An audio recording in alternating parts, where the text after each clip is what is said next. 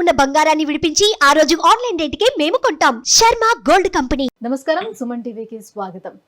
November మాసం నవగ్రహాల సంచారం ఎలా ఉంది, ఏ రాశుల వారికి ఏ గ్రహాలు అనుకూలంగా ఉన్నాయి, ఎటువంటి ఫలితాలను ఇస్తున్నాయి, ఈ విషయాలను తెలియజేసేందుకు మనతో పాటు ఉన్నారు ప్రముఖ జ్యోతిష్య శాస్త్ర వాస్తు వేదిక నిపుణురాలు, దేవి ఉపాసకురాలు అయినటువంటి శ్రీమతి జయప్రద గారు మనతో పాటు ఉన్నారు.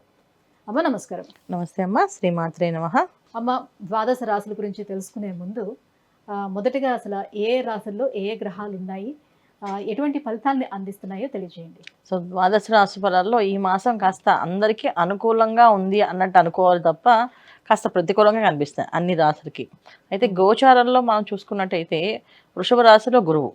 సో గురువు వృషభ రాశిలో ఉన్న వక్రించి ఉన్నాడు ఆయన, అంటే వక్రగతితో మళ్ళీ తిరుగుమంగా ఉన్నాడు ఆయన.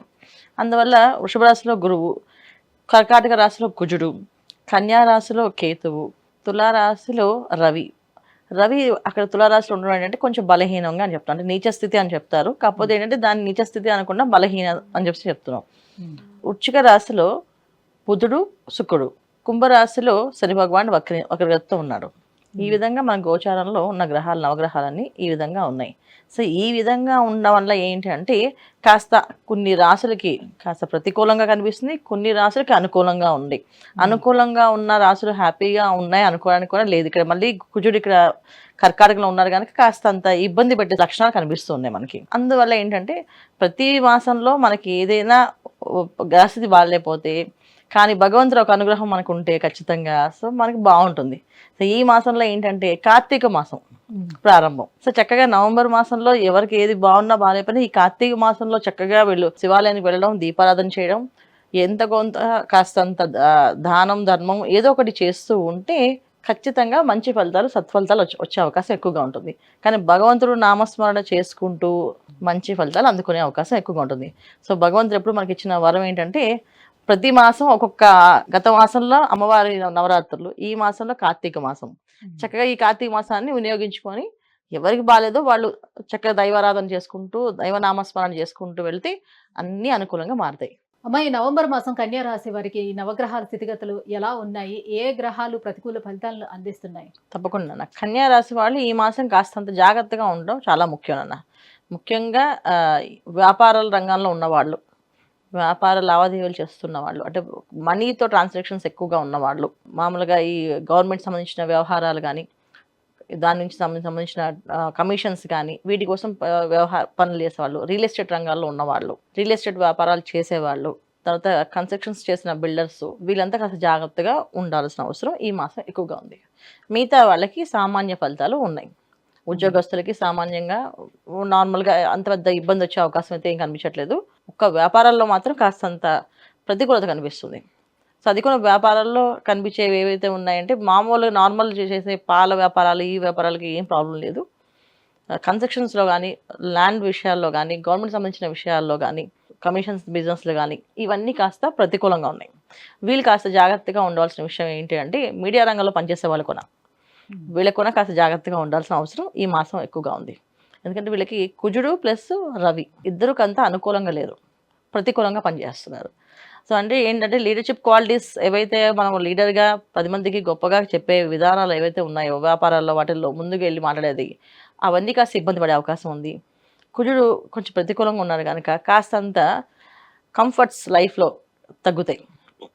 ఏ పనైనా అవ్వాలి, స్పీడ్గా అవ్వాలనుకుని మనం తొందరపడి మాట్లాడితే వర్కర్స్ పని చేయమని ఎదిరించడము, తిరుగుబాటు చేయడము, కాస్త గొడవ పెట్టుకోవడము, డిస్కషన్స్ పెట్టుకోవడము, ఈ కాస్తంత ఇబ్బంది ఉంది. మిగతా వాళ్ళకి చక్కగా ప్రొఫెషనల్స్కి, డాక్టర్స్కి, యాక్టర్స్కి వీళ్ళకి అనుకూలంగా ఉంది ఈ మాసం కన్యా రాశి వాళ్ళకి. అయితే రవి కుజులు ఇద్దరు ఇబ్బందిని క్రియేట్ చేస్తున్నారు.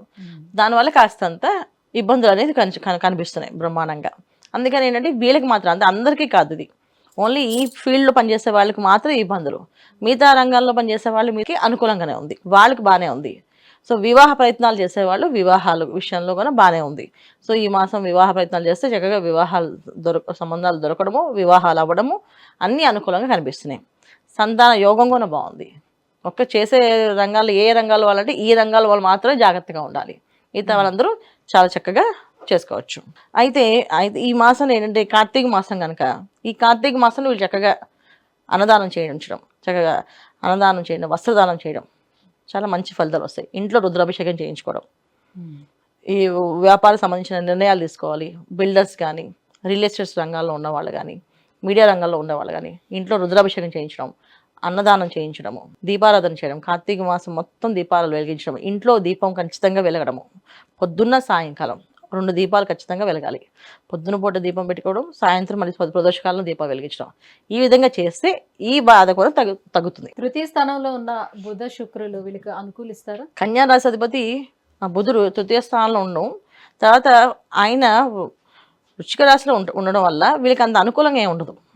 అది కాస్తంత ప్రతికూలమే. ఎప్పుడైతే శుక్రుడు ధనస్సులో మారుతాడో కాస్తంత అనుకూలంగా కనిపిస్తుంది. ఏదైతే అంత కొంచెం కంఫర్ట్స్, కానీ అన్నిటికంటే రవి కాస్త 16 తారీఖు నుంచి మారుతాడు కనుక అక్కడ కాస్తంత అనుకూలంగా కనిపిస్తుంది.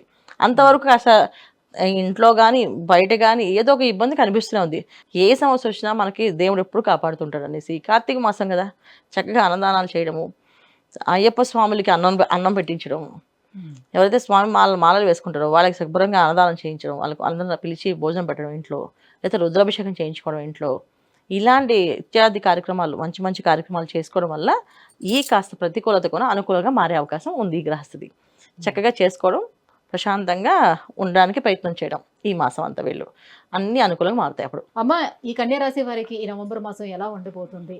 అన్ని అనుకూలించాలి అని అంటే ఎటువంటి పరిహారాలను పాటించాలి? ఈ విషయాన్ని తెలియజేసినందుకు ధన్యవాదాలు. నమస్తే అమ్మ. శ్రీమాత్రే నమః.